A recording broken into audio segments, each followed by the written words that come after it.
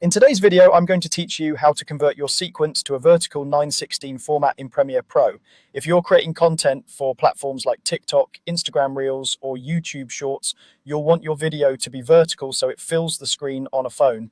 We'll take your existing sequence and reformat it to 1080 by 1920, then make sure your clips are framed correctly so everything looks intentional and polished. First, select the sequence you want to convert. You can do this directly from the timeline if it's open, or from the project panel by clicking on the sequence asset.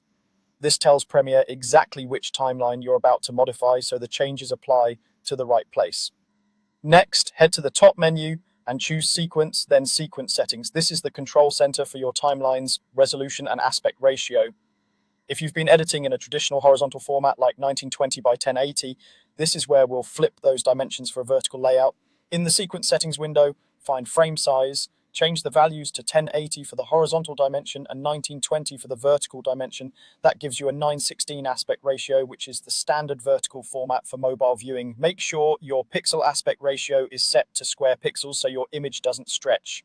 If you see any warnings about preview files or mismatched settings, that's normal when changing dimensions. Just confirm to proceed, click OK to apply the new settings. Your program monitor will switch to a tall vertical frame. Don't worry if your footage looks zoomed or cropped at this point. That's expected because your clips were likely shot or edited in a widescreen format.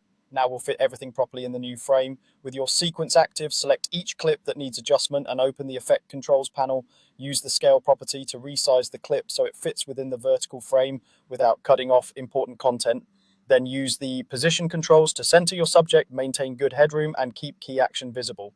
If you prefer a quick starting point, right-click a clip in the timeline and choose Set to Frame Size to fit it automatically, then fine-tune scale and position for the best composition. Pay special attention to text, logos, and lower thirds. You may need to move or resize them so they're not too close to the edges. As you work, scrub through the timeline to check that subjects don't drift out of frame during movement. That's it, your sequence is now vertical at 1080 by 1920.